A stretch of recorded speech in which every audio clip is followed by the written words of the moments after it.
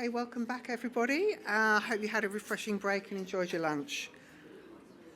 This afternoon we're going to shift our focus to a theme that sits at the heart of modern rail reform, interoperability and AI. As we heard this morning, building workforce we need isn't just about numbers, it's about ensuring the people we have the right capabilities to operate across diverse networks and rapidly evolving digital systems. Our first speaker in this session brings a wealth of experience from the UK. It's my pleasure to welcome Neil Robertson, Chief Executive of the UK's National Skills Academy for Rail, or NSAR. NSAR plays a central role in shaping the future of the UK rail workforce, partnering with industry and government to deliver a robust workforce planning, data-led skills forecasting and quality assurance for training. Under Neil's leadership, NSAR has also led pioneering work analysing the impact of digitalisation and AI on rail jobs, helping the sector understand where automation creates risk and where it creates opportunity. On a personal note, the last time that I met Neil was actually in London in December 2021. I'd managed to jump one of the first planes out of Sydney to get back and see my family in the UK after COVID, and Neil kindly agreed to meet me in London. I was doing some work for the NTC at the time, to talk about all things rail skills.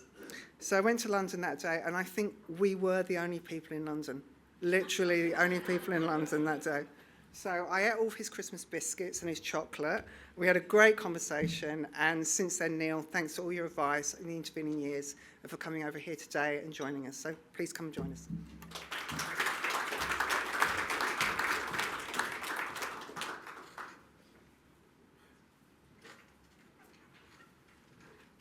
Thank you very much, Claire. And it's considered in Scotland, where I'm from, that's a little colony still. That's why I speak funny. In Scotland, a visitor is a blessing, and you are my first post-COVID visitor, so thank you very much. It's a great pleasure to be here again and to see the journey you're on, 2 years since I was last here, and it really looks like you're making great progress. I run a little thing called NSAR, which tries to do some of this stuff. And we're a not-for-profit voluntary organisation. We do one thing that's a bit statutory, but we basically have to persuade people. We can't bully people. We can't tell people to do things. We have to persuade them. And I just want to share a wee bit about what we've done to persuade people. What do I press? That. Okay. Now, the first thing we've learned. So what we're doing today is I'm scoring ourselves. Okay, and we've just done a strategy review, so it's not just me, it's the industry has scored us. And we've gone, as an industry, on this topic, we've gone from 2 to 5.5 out of 10. Now, if that sounds slightly strange and not as scientific as it should be, the teachers in the room will be cringing. 5.5 out of 10 is a pass, okay? During COVID, it was probably a first, but anyway, we're happy with where we've got to, but we also want to do a lot more. In Scotland, we're good at sort of drinking and violence, but we also have a poet called Rabbie Burns, and one of his most famous sayings is, "Oh, what a gift to gears to see ourselves as others see us." And what that translates as is the kindest thing you can tell somebody is how they come across to other people, or tell them the truth, hold a mirror up to them. That's the kindest thing. So we then make an art form of this and tell people every day, you're rubbish, you're ugly, you're fat, you know. It's not good for the culture, but I think we've exported some of that as well to here. But anyway, it is good to hold a mirror up. And one of the things that we've learned when we held the mirror up is people like me got it wrong. We thought skills were the answer to every question. Whatever your problem, skills and training. You've got this problem, skills and training. You know those consultants that they always say a maturity matrix is the answer to every question? Well, we said it was skills, and we were wrong, because skills are the means to a number of ends. And I want just to touch on some of those today. Safety, of course, and we worked that out a while ago, didn't we? Competence, most of us here get that, others not always, but skills are part of competence. Just teaching people knowledge isn't enough. Productivity, really going to focus on today, that's less well understood, but skills are a big part of that, and we know now which part of it they are. And really the most important thing that we've learned, the single most important thing is around business cases, money. Scottish people are famously tight, plus I used to be a quantity surveyor, so it's a double whammy there. You know, we know the price of everything and the value of nothing. But we know the cost and the cost of not doing it.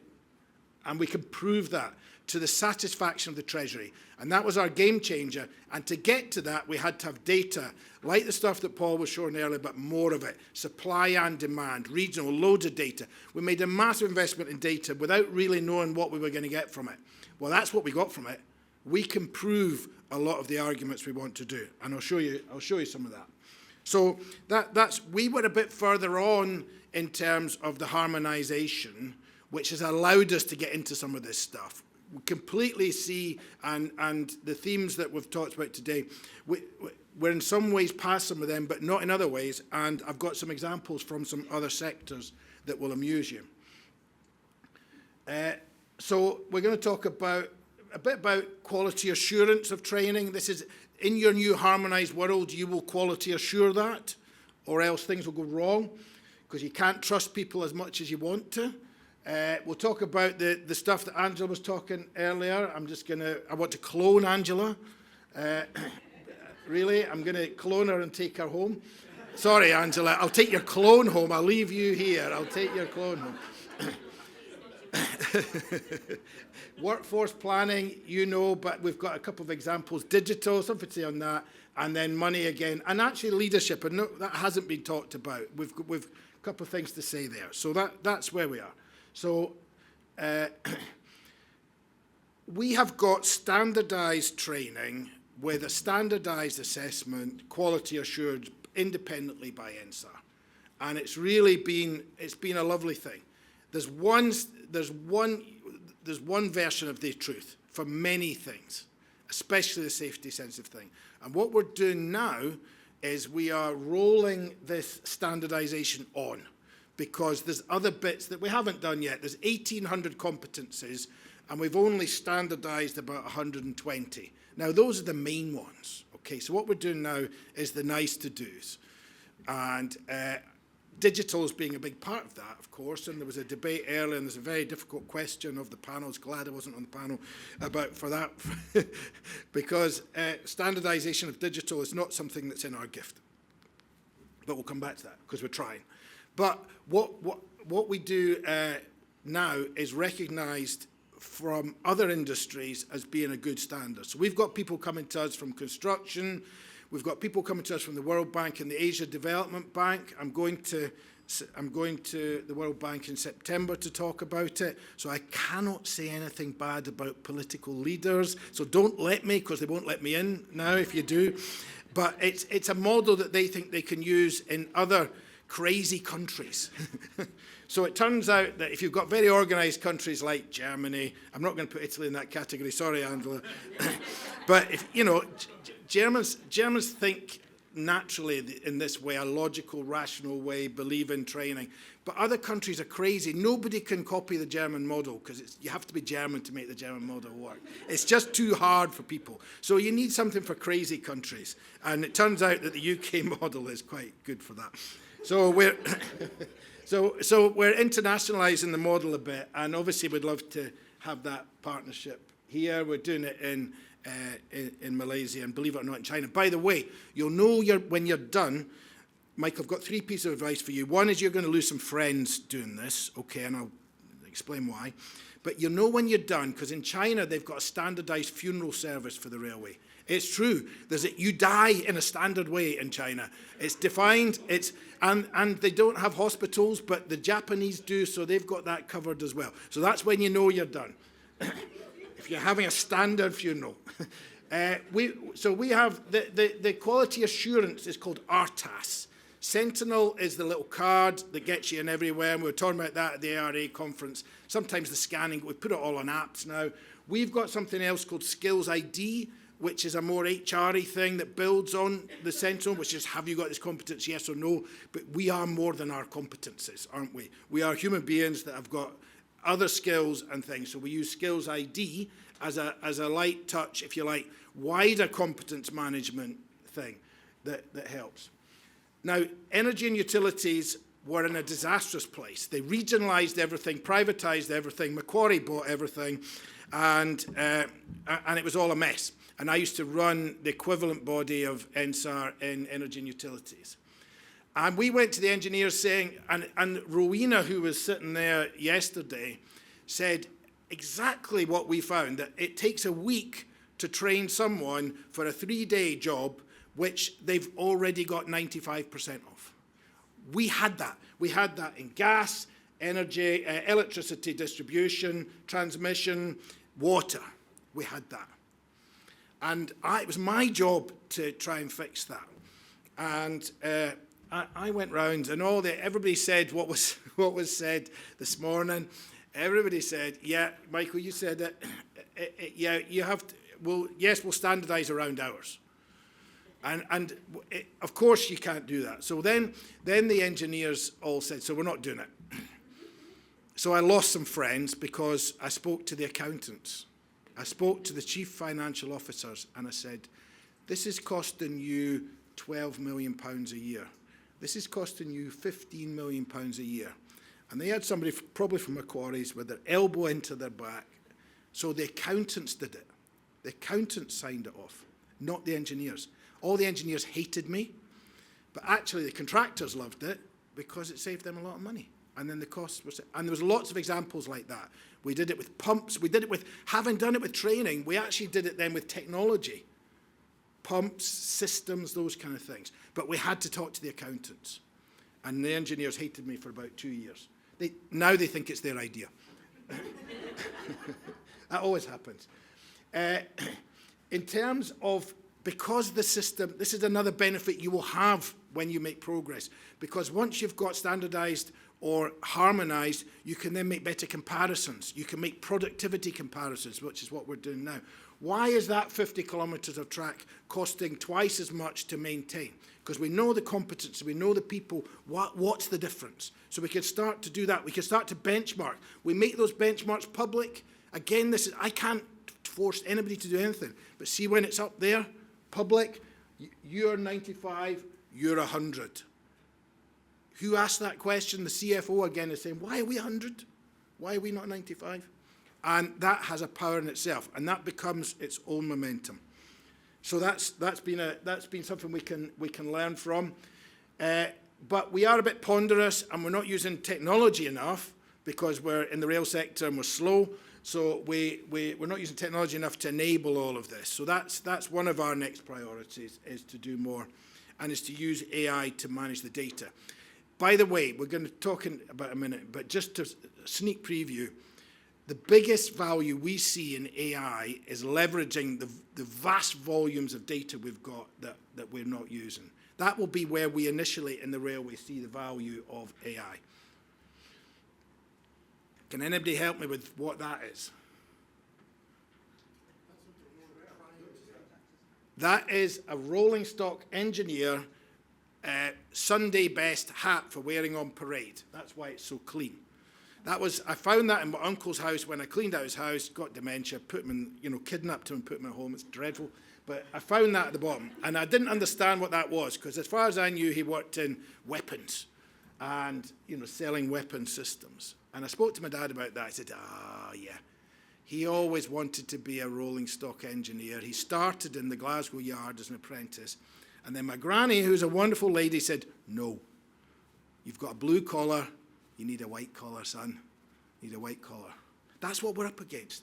That's what we're up against, the ignorance of that. And then I found, what did I find the rest of, in his house? Train stuff. You know the sort. And then I went to see him, as I do sometimes, and we talked about football, nothing. And I took some of his photos of old steam trains. I'm deeply disinterested in old steam trains. He came alive. He came alive. His passion was to be that, and he wasn't allowed to be because of prejudice. And, we've talked about that today, about attractiveness. But luckily we've got Angela here who's doing something about it. So that's so we were at 700 apprentices a year. We're now at 2,500. Through hook and by crook, fair means or foul, we're at 2,500. And we know from our detailed workforce planning that needs to be 5,000. Let me give you one example of how we got to that. Boolean, Michael, more friends lost. Okay, we should have been doing 1,000 drivers a year. We were doing 250. We knew, our data showed us, so we just told people, we should be doing 1,000 a year, we're only doing 250, and then we did each operator, you should be doing this many, you should be doing this many. And then it turns out trains are getting cancelled because there weren't enough drivers. And then we put the bit of paper down that said, here's the problem, showing, proving the issue and showing the solution. Nothing happened. Then someone got sacked. And guess what? Next year it was 900. People need to be sacked. That was the first person that got sacked for not doing their training targets. Sounds brutal, doesn't it? That's what we're like in Scotland. Sack some people and you will get there faster. But there's other nicer things to do as well. Incentives. What incentives can we give you? Stick and carrot, right? There's the stick. I didn't say kill, I just said sack, right? They'll go and get a good job in consulting. In fact, that person has done that. But make it easier as well. So streamline the training. We don't need to boil the ocean every day, surely. And then procurement incentives. I'm going to say something about that later. And make it easy. Make it easy for the smaller businesses. So we set up a service. We copied your group training thing, which you copied from us, I think. But anyway, we copied your group training thing. And in addition to company schemes, we're now doing a group training scheme. It's a pain in the neck for me, but it really is removing 6 of the 8 barriers. We know why businesses don't train. And we've removed some of those barriers, particularly for digital. So we're using this for cohorts of digital. Ladies and gentlemen, the railways are the 3rd best job creation scheme that a minister can spend money on. Submarines are the best. I know that's a sore topic here, so I won't. Advanced manufacturing is 2nd best. Let's focus on that. But we are 3rd best, and we should be 2nd best. And if we do some more of this stuff, we will get to be 2nd best. And people will come to us. The Treasury will come to us and say, can we have some more railway, please, because we need a job creation scheme over there. And it's not about getting fat businessmen to another city faster. It's not even just about housing, although that's important. It's about getting people off the dole and into something useful. And we can do that. The railways were initially built by criminals. Irish criminals, because we sent our Scottish criminals here. So we didn't have any criminals, so we had to get some from Ireland. And they built the railways. Read the book on it. I've read the book recently. It's fabulous. They were fighting with each other. They were fighting with the police. They were fighting with the locals. They were fighting with the locals against the police. It's brilliant. But it was job creation, and everybody was glad that they were doing our railways. So, but what we can do is we can learn. No, we don't want to recreate that, by the way. I'm not proposing that, but we can help people with people like Angela, right? We can take people from a terrible situation in their life. They've just come out of prison. They're from a desperate housing scheme. Or we can drive diversity, saying, we've only got 17% women. I noticed, Paul, it's only 8% here. We were at 8, we're now at 17, you can do it. But we have to reach out. I run something called Routes into Rail. Have a look at it. It's our website for attracting people into industry. We spend 150 grand a year on that. Aviation spend 300 grand, construction spend $1 million, the army spend 10 million. We're never going to win. We will not win the marketing war. We have to go to them. Everything you heard Andy say, go to them. Go to them. Let's have a class of girls doing work experience. We are now totally convinced that work experience, remember I told you skills were the answer to every question? Well, kind of.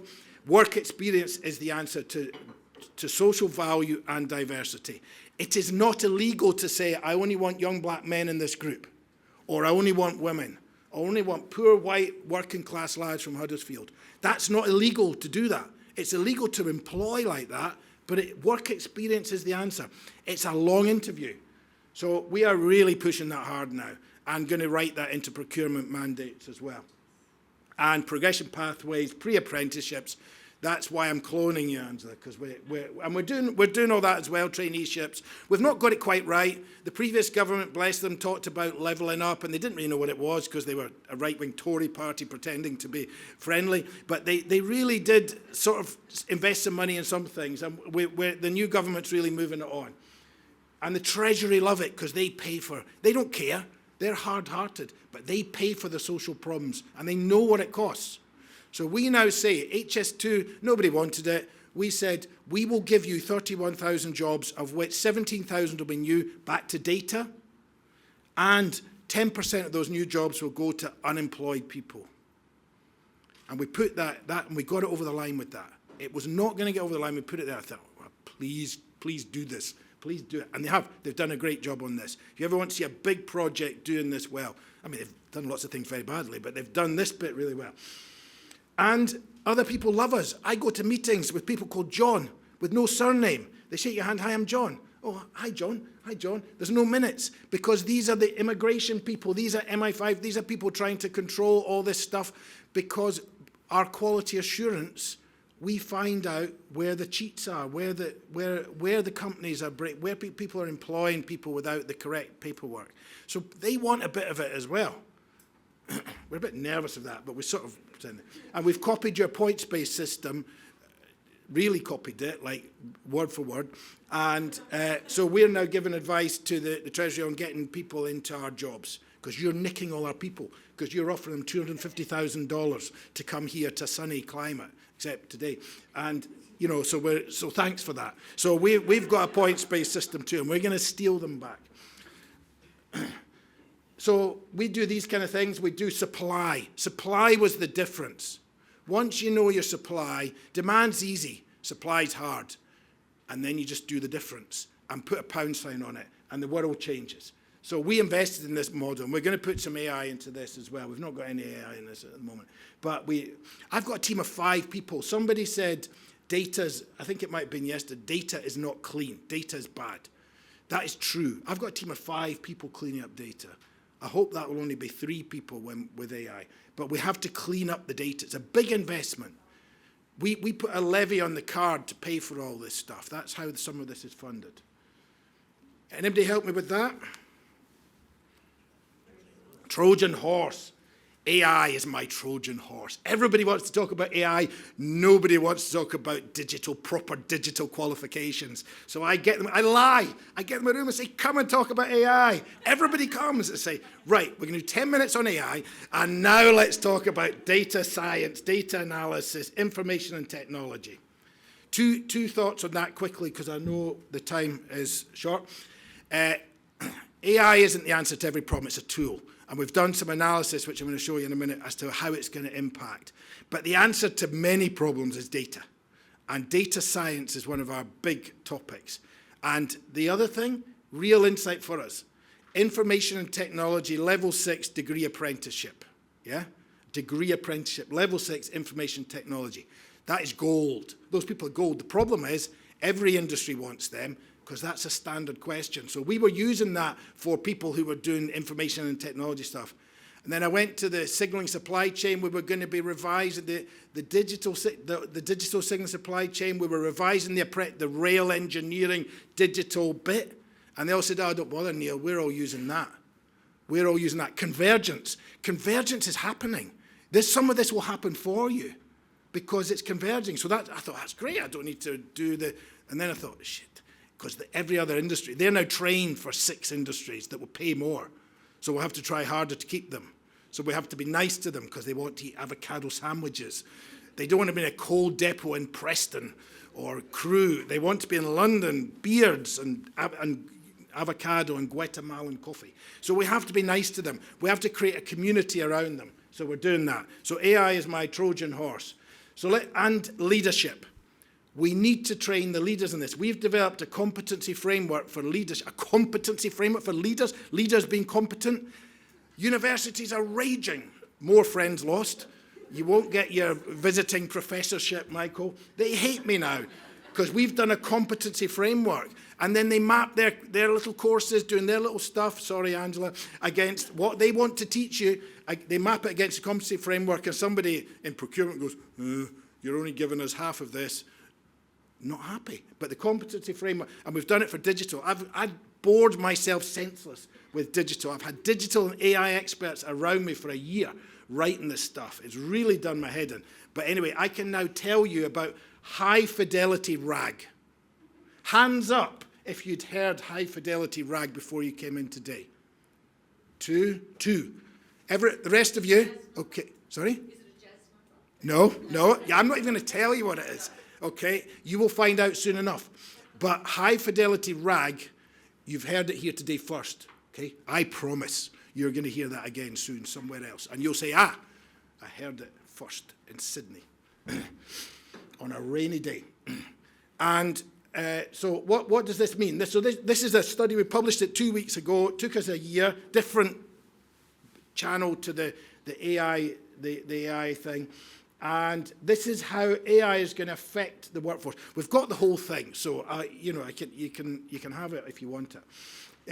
It shows where are we going to be affected by AI. So on the left, capital projects, operations, especially maintenance a bit less. So that's where, and then how's it going to affect us? Because we know exactly how many people, what they do. We've got 13,000 job descriptions, and we narrow it down to 300 job roles. And we work back from that. So we can say how many we need where, doing what. Really precise. The great news is that nobody is going to lose their job because of AI. Not one person. Because we've got that thing that you've got of people retiring. Nobody will lose a job. And all the other things we talked about earlier, youngsters being better at this, we tried to train older rolling stock engineers in digital. Complete disaster. Total failure. Not even slight failure, total failure. But, the new ones coming through, it's easier.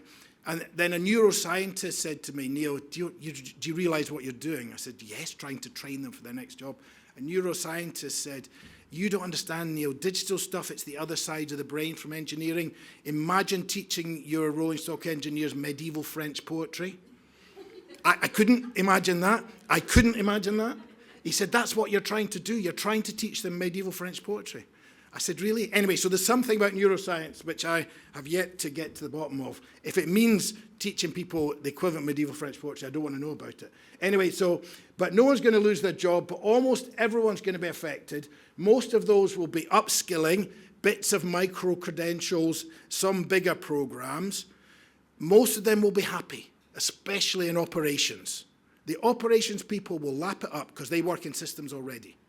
The engineers in the capital projects will hate it, but their leaders will be trained in this stuff, and their accountants will know the value, so they'll be told, not by me, but by their leaders and by their accountants. And then we're using this to sell a new service into employers to say, what's your digital strategy for all of this? How are you going to manage in the future as a business? Nearly there. And productivity, lastly, very, very quickly. Right, here's the answer. 30%, the railway should be 30% more productive than it is. There are 6 things you need to do to get more productive. We've analysed all of these, costed all of these, and put them in a framework. We published it. The government stole the framework and said it's theirs. I didn't know what to make of that. I thought, is that good? Is that bad? Anyway, they've stolen it, so we get no intellectual property from it, but at least we can say that we were right. So in the UK, that means £750 million a year is the value we are missing through not doing skills right. Of that 750 million, 60% is wage inflation. Yeah, 60%. That's just not enough people. Okay? That's just train more. So that's our strategy, is to train more, like it's yours. But 40% is you've got the people with the wrong skills. Capability, and we got all sorts of data points for that. Cost of rework, inefficiencies, cost of conflict, all sorts of places. That was the harder number to get to. We got to it. So if you like, 60% of the problem is wage inflation, 40% capability. The answer to both of those is training and skills, competencies, okay? Different ones. So we now accept this. These numbers are not disputed, and actually they are cheaper. The solution to this is cheaper than the solution to the other things you need to do to drive productivity. There's one thing in common, and I'll finish on this. The return on investment for, remember I told you there were 6 things to drive productivity. The return on investment for any of those 6 is 3 years. Why aren't we doing it? We went to the supply chain where you would expect for this to happen. Why don't the clients do it? Because they're lazy and they're planning. They'd rather plan 18 months ahead, not 3 years ahead or 5 years ahead. They're not really lazy because they work hard, but they don't need, that's what they do. It's just what they do. Except if the accountants get involved. And we showed that because in energy and utilities, they understood this and they applied it and they gave the contractors 4 plus 4 year contracts. So they invested. The forward business confidence in the supply chain is somewhere in rail in the UK is somewhere between 11 and 18 months. So why would you train anyone when the return on investment is 3 years? It doesn't make business sense. To get to 2,500, we've had to do goodwill. So one of the things we need to do to get to 5,000 is to get longer planning horizons so that the business case is there. It's as simple as that. It really is as simple as that. And we've got models in adjacent sectors, energy, water, power, gas, all have learned this. So that 3 years is the magic number. And once you do that, they'll do it themselves because the accountants will make them do it. One last thing, sorry. We've used procurement mandates to drive a lot of this stuff. It's really worked. Transport for London invented it. Came across my desk when I was in the government. The lawyers tried to stop it, said it was against European rules. We used to care about that at that time. I wanted to do it, so I got the minister to overrule the lawyers, so we did it. Now everybody claims it's their idea. The person who said it was their idea then is now the rail minister, Peter Hendy. So we're doing more and more of these because he thinks it's his idea, which is fine. They work. So we strongly recommend them to you. I know you're thinking about them. And that's our current target. We're going to increase that. So it's 1 apprentice per 3 million, 10% from disadvantaged backgrounds. That means poor, diverse, underrepresented, any category you like. It works as a catch-all. And 2.5% of the workforce should be in apprenticeships at any one time. Those are our targets. Rail, and if we do all of that, rail will go to second in the league table. We'll never beat submarines, but how many submarines do you need anyway? But how many more railways do you need? Lots. Thank you very much. You'll never get your submarines anyway.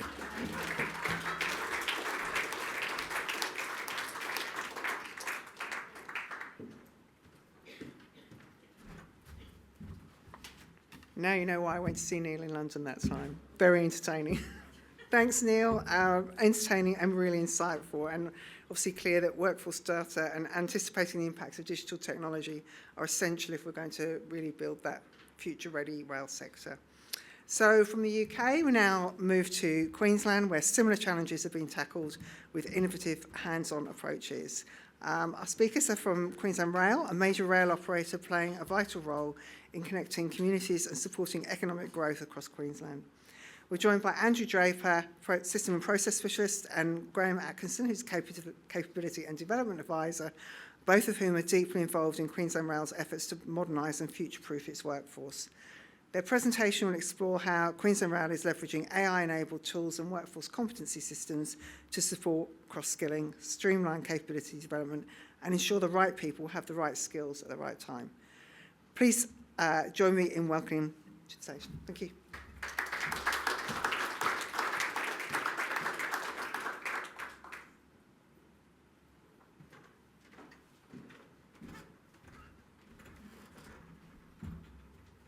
Just the green button. Just the green button. Yeah, good stuff. Hi team, thanks for having me. And thanks Brad and the NTC for having us along. So my name's Graham Atkinson, Queensland Rail, and my colleague here, Andy Draper. So we're just going to take you through some real simple topics on some of the recent work that we've done, and that is around using, from Andy's point of view, originally using AI in Queensland Rail to find documents, and then seeing a more broader application. then to building future and current skills by reskilling and increasing internal mobility, and how we can use AI to support training and development and more. So over to you, Andy. Thank you. So as a kid growing up, I always had an aspiration to be a DJ, and I never thought the rail industry would bring me the closing act at an after party. So thank you, Michael, for that one. It's fine, I even realised my dream. Here I am. Neil, fantastic. I agree with everything you said. Very high energy. It's a hard act to follow. Let's hope we can stack up to this. But look, there's a lot coming around future skills and what Queensland Rail is doing and how they're planning to do it. AI is a very big thing. It's a lot of things that it can mean. In this case, we're specifically talking about generative AI and a specific use case that I was challenged with when we joined Queensland Rail. In that situation, we have SEMS documents, safety management standards. There's 6,500 of them roughly in our policy centre, which exists in SharePoint. And in about 21, 22, there were surveys back from the employees saying it's really hard for us to navigate and find the information we need. Cross River Rail, major project happening up in Queensland for anyone who hasn't seen it. We needed to consider what we would do with the SEMS associated with that project. Are we going to update the SEMS? Are we going to write new SEMS? We started to uncover complex systems, non-complex systems. I don't want to get too much detail on that today, but fundamentally the business said, hey Andy, can you go and have a look at this, see what we can do? Maybe we can use AI. I've come over the years now to learn that AI is not a magic wand. So most people come and say, can you get AI to do this? Can you get AI to do that? What do you want the magic wand to do? So we specifically looked at how do we use generative AI and a chatbot using natural language to review our SEMS documents. So the challenge was set there. Our employees wanted something. We had Cross River Rail. If you move on to the next slide. I could talk about the acronyms later because I think everyone knows the number of acronyms. The amount I've learnt today just from being in this show, AI is really good at pulling them apart for you as well. One of the things that we really liked about the solution was that we got rapid response through RAG, not high fidelity RAG, but we used RAG and semantic searching in there to return our results very quickly. We wanted to be very careful about hallucinations, so we made it give us citations, tell us where in the document the relevant information was. And we were really, really impressed. We got big ticks. What we didn't realise we were going to get out of it was the creativity element. So systems engineering, I was new to the rail industry. We had some really smart engineers, wrote a whole lot of volumes on system engineering, and I was trying to take it home and explain it to my family, and I couldn't quite work out what I was going to do. And Rail GPT, our tool, wrote me a poem and a song that I could take home and present to my kids on system engineering. And suddenly we realised, hang on a minute, this tool's a lot more than just going in and finding which SEMS relates to ETCS and human factors for what I'm rolling out on Cross River Rail. So it was very simple to use, very successful, and we were really happy with it. That led to Graham getting wind in the willows across the road, and he reached out and said, Andy, maybe you can come and give us a hand. Thank you, Andy. So why a Future Skills Academy and what is a Future Skills Academy? So we designed it last year to build in demand and future capability as the needs of the business changed and evolved. And then as technology drives change, the Future Skills Academy helps employees reskill from what we call sunset roles to sunrise roles because of the changing needs of the evolving needs of the business. The FSA emerged in 2024 and we started our first project management pilot because we understood that that was a discipline that was in demand at Queensland Rail. That's in motion just now and it's finishing in September. And so far we had a very small cohort with that first pilot. 3 out of the 4 people that started have already secured higher level roles than the actual pathway role that they started in. So going by that measure, at this point in time, we're calling it a success. We also then, drawing upon the experiences of our first pilot, bearing in mind for the Future Skills Academy, we were designing it as we were launching it, and that was a little bit daunting. So we were setting up our pilot, but we still hadn't confirmed the Future Skills Academy and the processes and how that was all meant to come together. So we picked up on a few things, lessons identified, what were the shortfalls, and a couple of those key gaps for us was what's the on-the-job training that people need in a learning pathway. This is for the 2 pathways that I'm about to talk about now, it's around assets and operations planning. We didn't have any schools as such. Queensland Rail's good at schools when it comes to network controllers, train drivers, rail operators, other skill sets. When it comes to planning, people would learn on the job. No one kind of knew how they made it through to become a qualified planner. It just happened by osmosis, and everyone had a different way of doing it, a different time frame, and it was all in people's heads. So with the Future Skills Academy and scoping this out, understanding that the first project management pilot, when we asked business, what's the training for project management, they would go, there is none.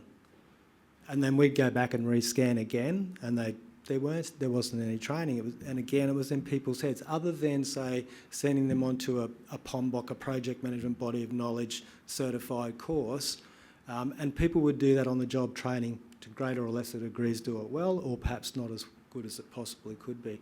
So one of the key things we picked up on with that pilot is how do we identify on the job training? So what you're faced with in our company, and I'm sure it's everywhere else as well, is that you have time constraints. So you've got SMEs, decision owners, who don't have the time to take through a proper detailed training needs analysis. And then you've got, where do I start for a TNA? So we're looking to put a model in place of 70-20-10. As you know, most of the real learning is done on the job. Throw some formal training in with a little bit of coaching and mentoring to support that process. As per usual, I've kind of gone off my script a little bit, but I think I am still on track. I meant to show you a video, but I'll do that just now. Okay. So, team, this video here was from our first training pilot, and it was pretty much mostly unscripted. And if you can pardon my performance in this, that would be good.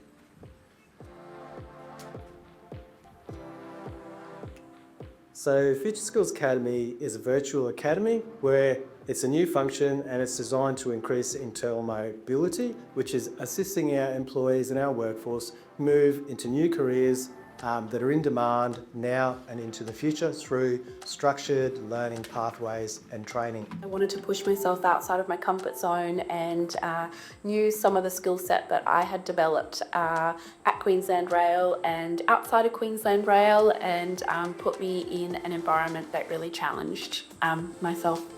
When I was an EPA, I would be on the periphery of a lot of projects and just like a helicopter hovering around looking at various bits and pieces. As a project coordinator in regional project delivery, I'm a lot more hands-on. I get exposed to some really cool projects like bridges and culverts and cattle sidings in regional Queensland, and I'm really looking forward to getting out on site and getting some hands-on exposure to some of those projects. I've been given responsibilities with the station accessibility upgrade program, building renovations down at Main Yard, and a number of other critical little tasks. The team itself have been absolutely wonderful, and I'm so lucky to have all this on-the-job learning. What this FSA program offers, I believe, is staff with additional opportunities and tools that they could use to have a more fulfilling career within Queensland Rail. It's not often that you get to insert yourself in an environment that you've got no experience in and gain on-the-job experience while you're learning. So it's definitely been a great experience and has pushed me outside my comfort zone. It's a rare chance you get to try a different career path within your current organisation, all the while being supported by on-the-job learning as well as formal training. I'm a huge advocate of this program. I was really excited when it came online because it gives people who are already passionate about rail, who work at Queensland Rail, an opportunity to enhance their skills, do some formal training, and perhaps reinvent themselves to look at a different career path. I think it's a great program.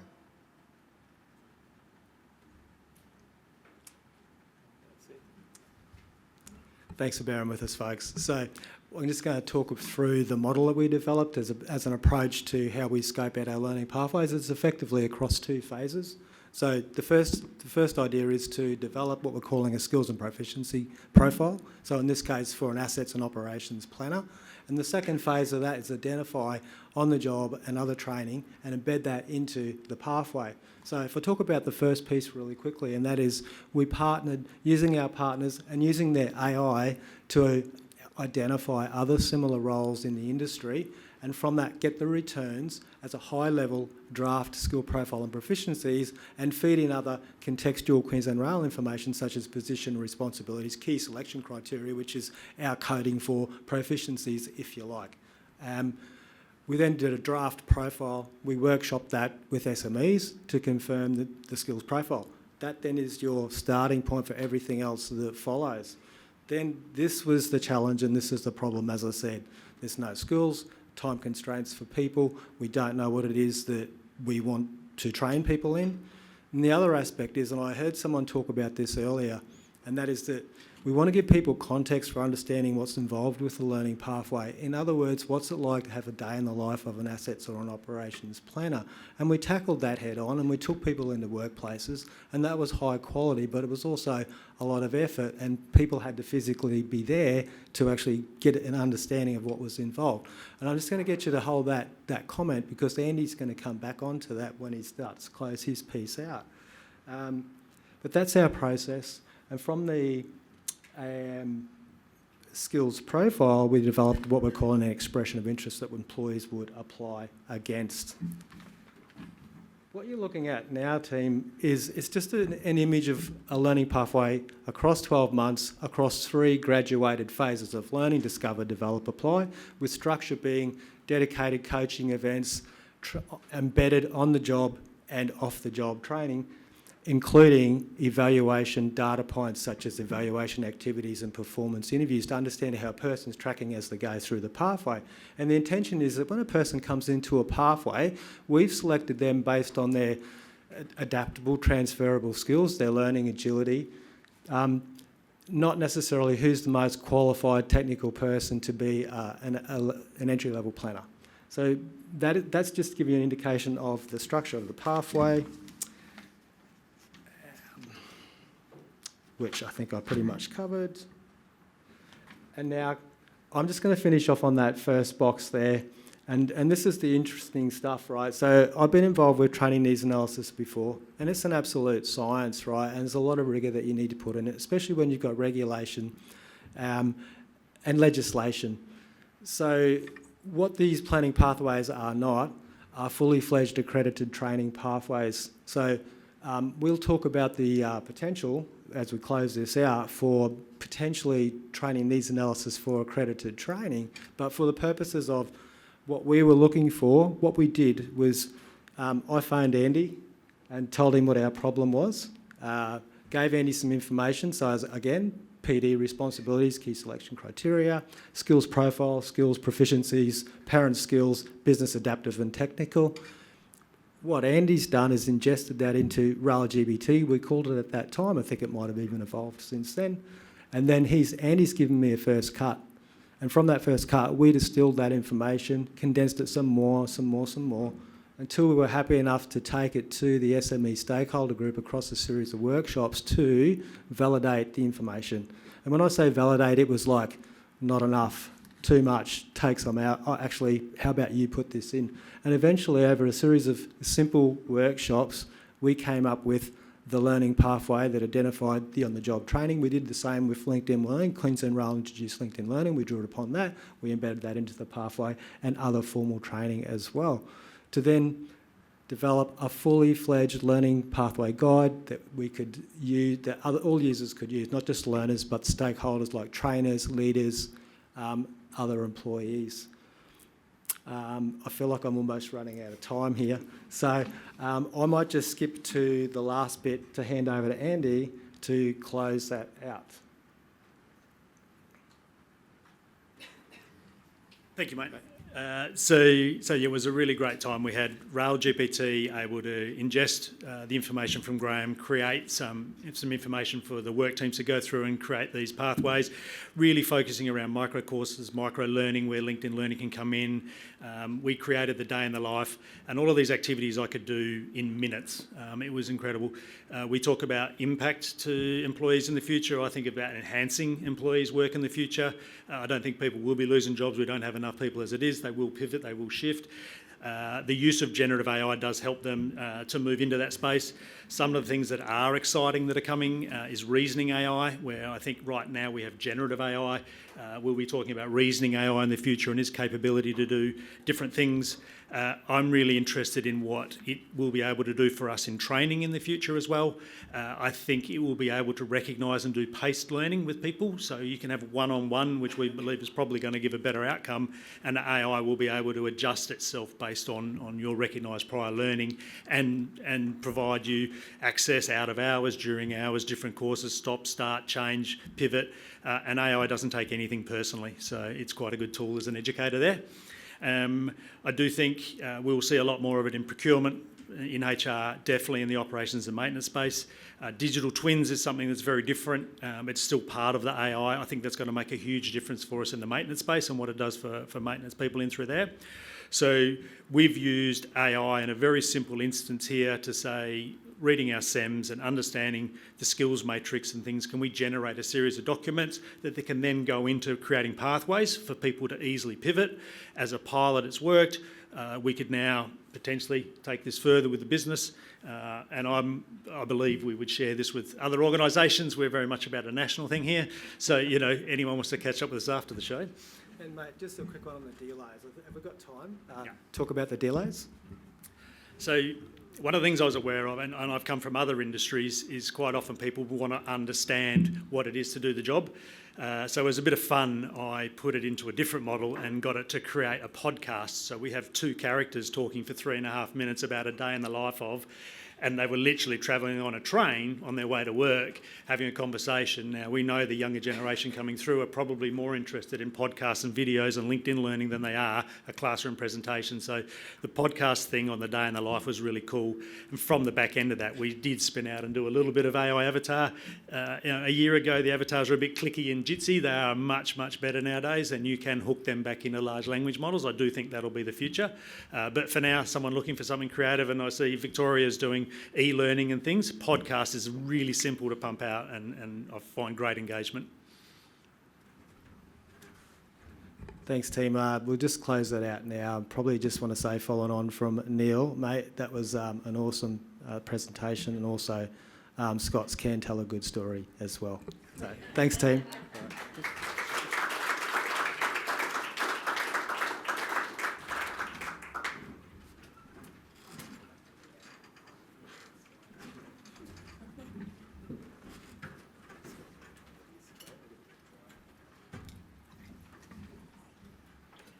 Thank you, Graham and Andrew, for such a really great presentation, and there's some really fascinating stuff going on there. I'm sure we'll get lots of questions around that.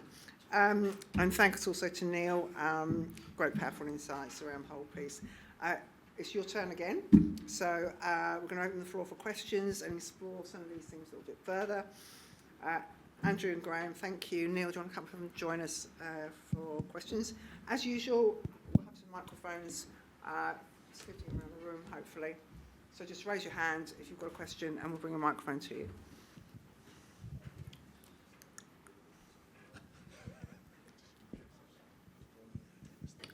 Hi, how are you? I just have a quick question. There's obviously been a lot of conversation about how AI will see or not see a lot of job losses. Yet there is still fear and uncertainty in that of the future with workforces. So I just want to get some insight as to how businesses can engage with our workforces to give some assurance, and is what that looks like. Are people playing a role in its development and its use? I'll go back to what I said a bit earlier on, whereas I think it's going to enhance people's jobs. I don't think it is going to replace people's jobs. I tell a lot of different stories around this one, but I liken it to, the TV came in and radio was going to die, and radio's as strong as it's ever been. Automated welding in Toyota in the 60s, and there's more welders in Toyota today, and the machine's fully automated. They employ more people and deliver more. So there is changes throughout history, and I think AI is a very big change, but I do think it will enhance things. I do think there's some industries where it will supplement or potentially replace some roles, and I think that's of huge benefit to the community. Probably happy to discuss those after the event at Network if you want.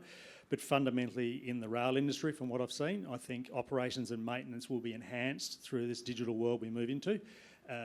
I we're very lucky NQR's willing to explore this, and they're exploring it very openly. It's very clear across the organisation. We're looking at it. There's forums, and we do events during the year and talk about what we're doing. We have a register of different AI activities we're interested in exploring, and we obviously need funding for different ones. And people are encouraged to bring those ideas to us. And I don't think at the moment there's a concern within the organisation that's about replacing, but it is about reducing admin burden and the tasks perhaps that we don't want. I think we're pretty clear with the company as well. We're not driving a bottom line profit. We're just looking for a better employee experience and more efficiency. So that's just a different view, I think, for us. Three quick things. The data that we had confirmed what we thought already, so we can stand up in front of the workforce with the unions and say no one's going to lose your job about this. But we needed that data before we felt comfortable with it. As you say, it's a tool, and it's a tool that we use by some people and not by other people. But it's been overhyped, hasn't it? And that's the problem. One of the use cases we show when we're communicating to people about this is that it was actually done in the London Underground, and it used AI to plan cable route management. So quite a practical, grubby, dirty, dangerous job. And we showed how that job needed less time on the track at night for people. And we showed how the team that were using, that would have had to have done that, how they were using a screen instead of having to go down there. They eventually went down to check at the last, right at the end, sort of digital twin type stuff.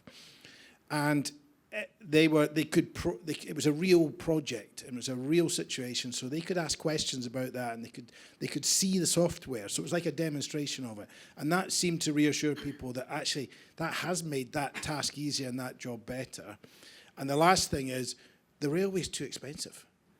We're too expensive by, we say 30%. It's actually 50%.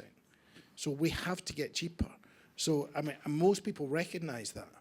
So if you can say this will make the industry cheaper because we'll be able to do more. So we say it's more for the same. It's not the same for less. It's more for the same number of people. There'll be 250,000 people in the industry in 20 years' time, but they'll be doing much more.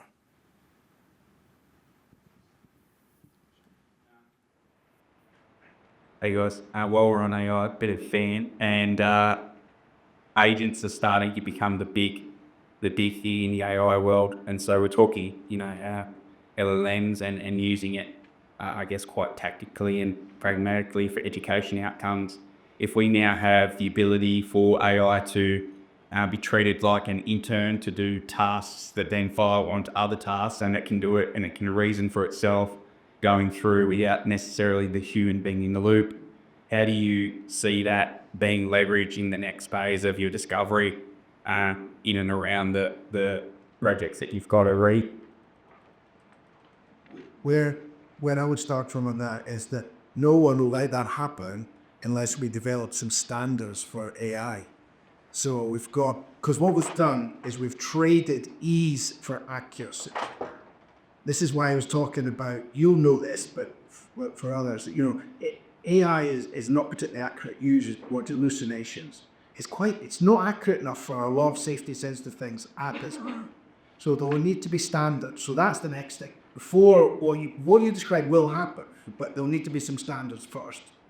Secondly, it will be in the jobs where we find it hard to get people anyway. Or it will be in jobs where it's very hard to, timetabling. Some people here, I'm sure, have been dropped in timetable. It's a very, very difficult job. And we give it to people who, it's brilliant what you're saying, but they don't always get properly trained. They fall into it. So how do you learn timetabling? Well, how can we, so if we break down the task, and this is how we broke down the job roles and said, where will AI impact? But what we'll do next is we'll break down the tasks that those people do, and then put chunk a task and give AI that bit of the task. So there's a check at the start and check at the end. So it will happen. I think because it's the railway and we're slow and we're safety sensitive, the pace will be not terrifying for people. I know in other sectors, particularly finance, it is terrifying. Yeah, I guess to frame the question, I come from a defence background, and obviously that's very, it's pushing the technology, because there's a real need for it out there in the globe right now with everything that's going on. And I just wonder in the rail sector what the thinking is, because obviously that is here. It feels like it's part of the conversation, but it hasn't really sort of taken a stronghold yet. And I just wonder, the vision areas where they see sort of stealing from other industries, just try and, I guess, leap forward the rail sector, make bigger strides than it would if it was just to take a siloed approach to let's figure it out on our own. So some of the work we've done recently as pilots is to look at, can we take a set of business requirements, functional and non-functional requirements, map that against a scorecard that we use when we're doing procurement exercise, and there are criteria and some guidelines for those criteria, and then write a series of prompts, and as a response tender comes in, we can run that through the tool to get a preliminary met, partially met, not met kind of score, and even actually run a scoring system in there. Now, this is purely just pie in the sky, what can be possible. We're not entering probity and going into all sorts of discussions around this, but it was just what is the art of possible in procurement. Now, there's a level of agent that operates in there. A lot of this stuff is still built off the back of automation, which we've had for a long time. So we have a document review process associated with our SEMS that's quite laborious and very manual. The way we email things out and follow up and track back. And you've got Power Automate now that runs pretty standard off the shelf for Microsoft-led organisations and stuff. So the agents is kind of an extension of automation that we're running now, and we'll need a lot of guidelines around it. Moving into reasoning AI, which is what we were talking about before, I think it starts to get to a bit more of a decision-making thing, and there will need to be guidelines and strongholds in that space, I believe. But I do think we will progress, and we'll progress cautiously. I don't find rail as an early adopter. I've come from other industries where that's definitely moving forward faster, and I think that's a good thing in rail. I don't think we want to be an early adopter. So I think we've got the benefit of learning from other industries as well. I'm Ravi from Monash University. I think talking about AI, what you need is accurate data. If to predict something, you need to have accurate data for low period and the effectiveness of it. At Monash, we actually do a lot of AI for maintenance. How do you predict when to do the maintenance rather than when something has fallen down, then you went fix the problem? It takes a long time. So organizations like Rio Tinto or MPI in Hong Kong, in fact, even Queensland Rail started using this data continuously measure not only the performance of the rolling stock, the track condition. So you can link both of them and say, based on this, in 3 months' time, the track is going to be in this state based on AI, based on machine learning. I think that is a important part. Accurate data is critical, and we should start collecting that information. I don't know whether you've got any comments on that. I have two thoughts, I guess, that come into mind here. One is I spoke to people in Belgium Rail last night on their digital twin and how they run it, and the key man behind that, and it was Belgium, Finland, is in UK now doing things. And he simply stated with 9 devices on a track machine running the track, within 90 days you can do predictive maintenance, and he showed me evidence of that, which for us was just astounding. There was a series of Queensland Rail people on the call that think that within 90 days you can actually generate the information. But what we pointed out to him was, our data is not in a manner that AI can quickly scan across it and do it. That is a project we're underway trying to deal with. So I had a second conversation with someone yesterday around, Andrew, about all these safety incidents, and I want to get some insights out of it. And I had a look at it, and it said, okay, someone had an incident at 2164, and it's happened for 3 times. And I'm like, that's great, that AI doesn't know what 2164 is any more than I do. So we're not really getting insights out of this yet that are good. So the data cleansing is a job. I think all industries coming through that, different layers, but we do need to get better control of it. And this comes back to us all competing for the same data experts. We cannot train enough people now to keep up with the growth in AI to get the data clean. So I think it's a challenge. We are doing some, and we slowly we pick our major data set, our ITOPs, whatever it might be, start to work at how we put a structure in there. We have multiple document management systems. There's different ways, I think, and we'll just progress through that. And so it's probably a journey. I agree. data is our biggest opportunity. We only download 78% of the data we've only 20, this is the railway, it's not insert, this is the rail. We only analyse 28% of that 78%. Every data scientist needs 2 analysts. We think for future that'd be 1 analyst and that. So we think AI will help with that cleaning up job. And we've seen examples of that because that's very tortuous activity which requires a lot of cross-checking. So we think that will give us, because the data got a bad name because we threw all these clever data scientists at lakes of data and they came up with the wrong answer because the data was rubbish. Yeah, most data is rubbish. And I'm quoting somebody sat here yesterday said that. It's truth. So it's the analysis of it will make us trust the outcomes, especially when it comes to something like condition-based monitoring. And the people that are in that world just now are so frustrated because they've got all these lasers measuring things, so they've got data, but it doesn't link, just as he said, it doesn't link to something they've got back here. So it's the gap. And when that gap is bridged with AI, actually the data scientists will use AI themselves. They are already, of course, they're trained to do that. They will do that job. So who's going to be doing AI? Actually, there'll be people whose job it is to do AI. We don't all need to be doing it. Let's let the experts do the AI. They wouldn't let me out driving a train. Why? We're not. There will be specialisms emerge, and then somebody like you will be saying, you'll go to the data scientist and say, can you help me? I've got this data. Can you help me with this part? And I agree with you as well that it will be HR.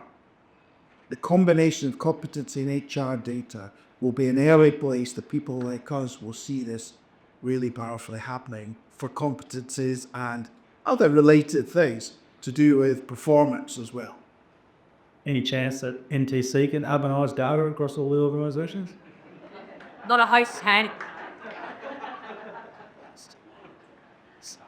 Neil, question. I'd like to take you back to your productivity. That was an amazing statistic that you say that railways should be 30% more productive than it is today.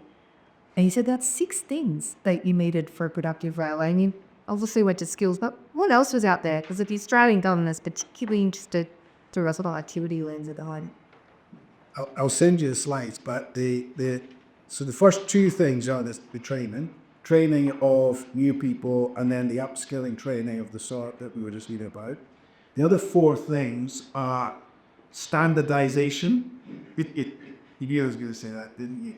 Contracts. Remember I mentioned to you about the 4 + 4 year contracts instead of an 18-month contract. The next one is using digital. So using digital instead of pouring concrete. So we had a slightly disastrous lane that had some potential in the UK called smart motorways. The motorways were smarter than the drivers, it turned out, so that didn't really work. But what did work, I was in London, being on the Victoria Eye, that's digitally enabled, doubled capacity. So there's contracts, there's standardization, there's digital, and I'm missing one other way.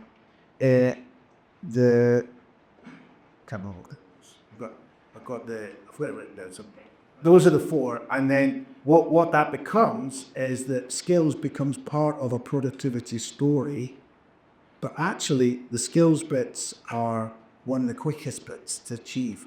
And we did the ROIs for all of them. Changing contracts takes a long time because railway contracts often they're quite long, especially in rolling stock leases and that sort of thing.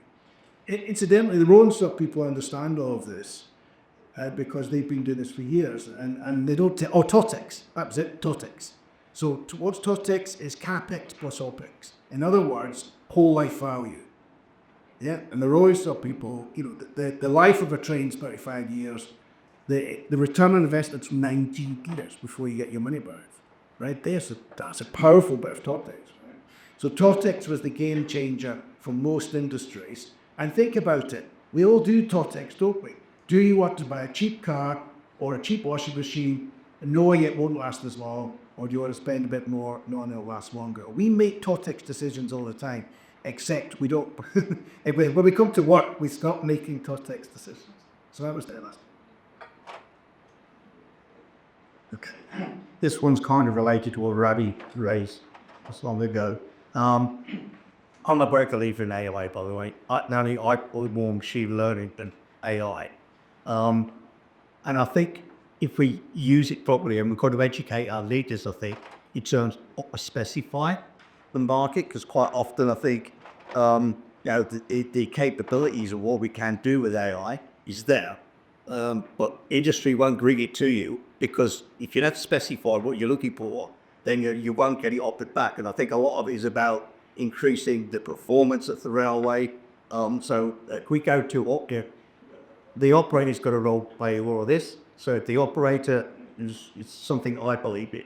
If you get the voice of the operator such that he can define how he wants his railway to operate in normal mode and how he wants it to degrade gracefully.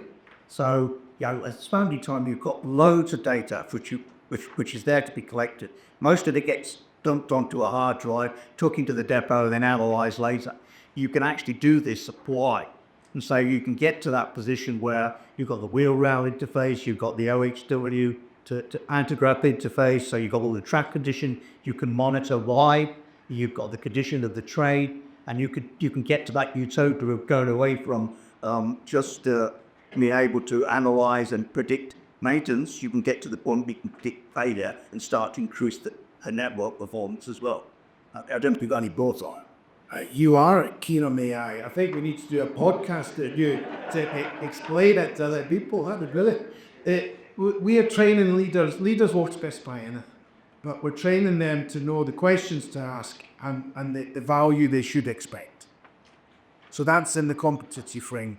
We don't want leaders specify it, for God's sake. Imagine what happened. No, they just need to know what to ask and what they should expect. It's like prices, isn't it? What should a railway cost? What's it actually costing? What's the difference?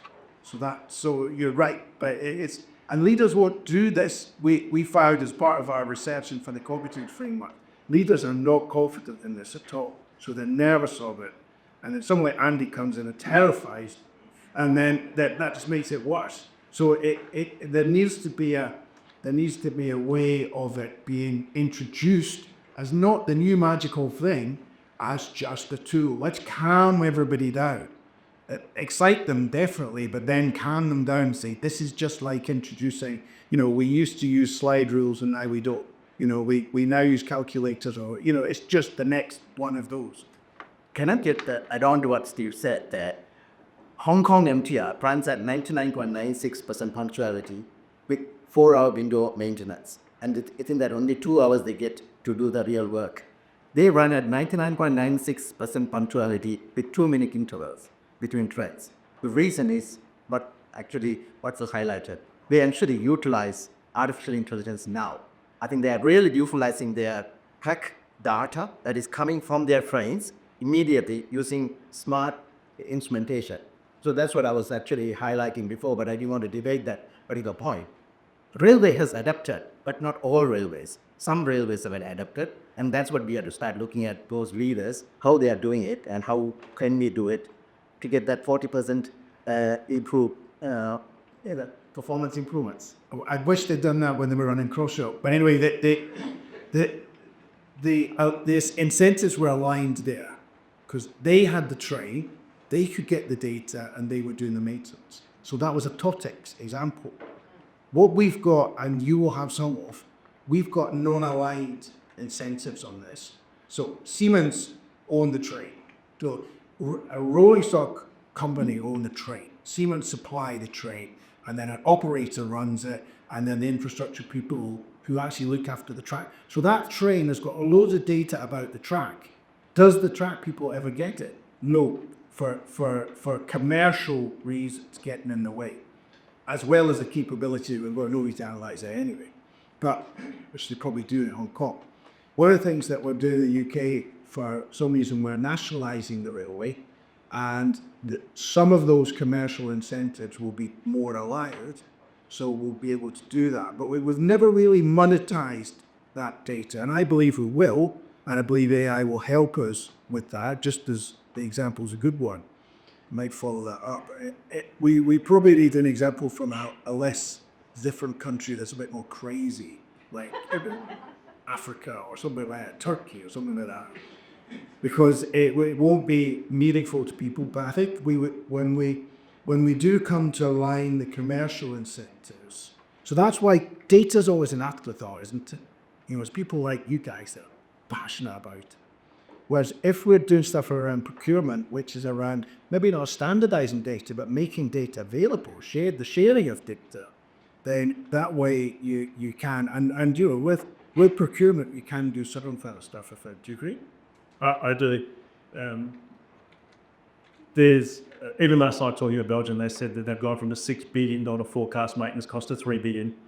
It won't be long before other nations around the world look and go, well, yeah, this has to stack up. We have to do things. We can't not move. The population of Australia will demand it, right? Whether we want to be separate rail organisations or a national organisation. So change comes. There's some great examples in other industries as well, where it's a success. But it is a time. It's a time.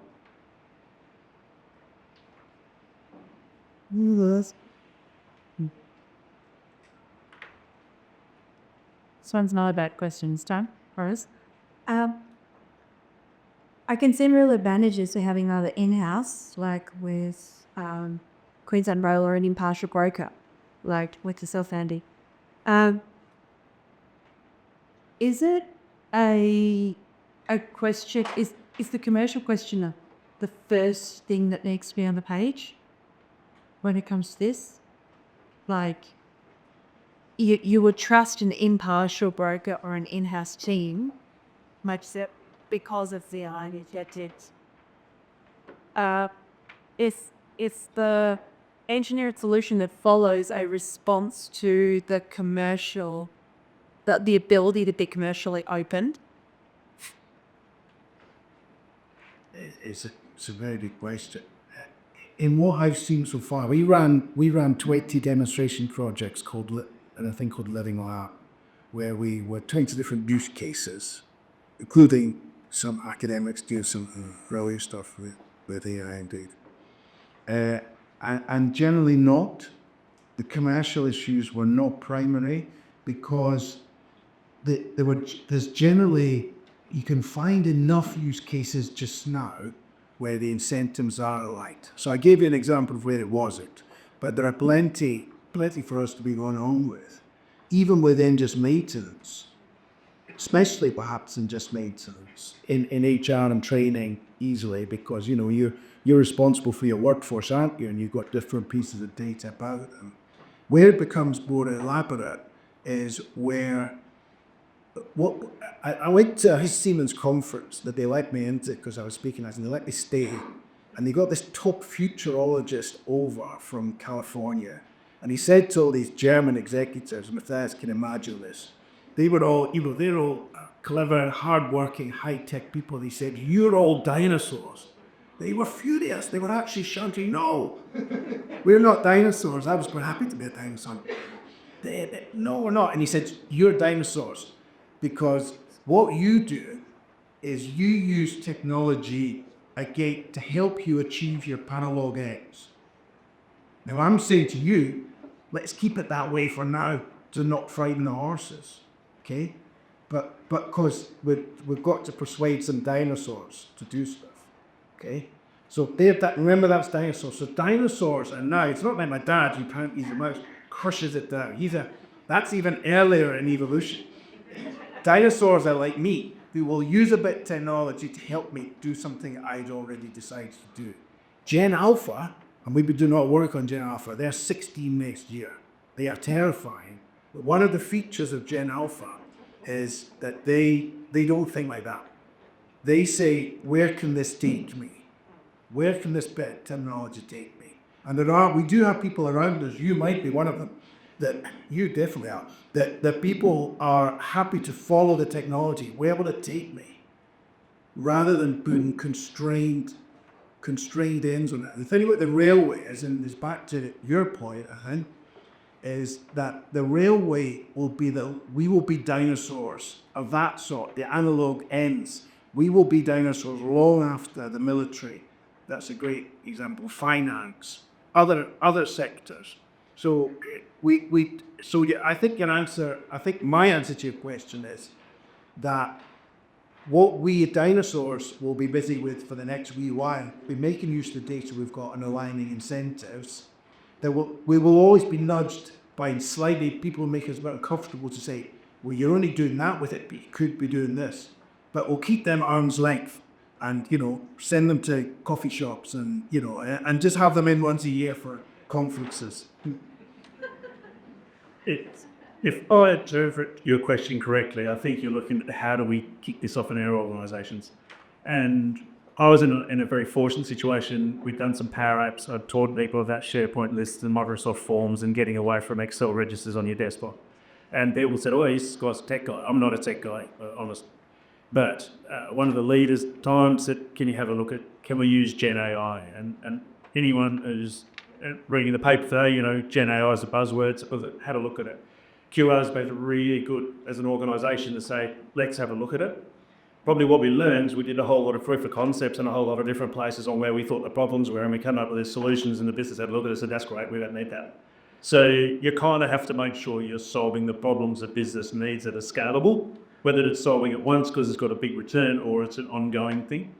The biggest thing I think we see now is we're moving to an environment where we have some great panels or providers in AI, and there's some of them in the room, and we've got some fantastic learnings from them, and the industry really does want to share because it changes every 90 days. You just can't keep up with it.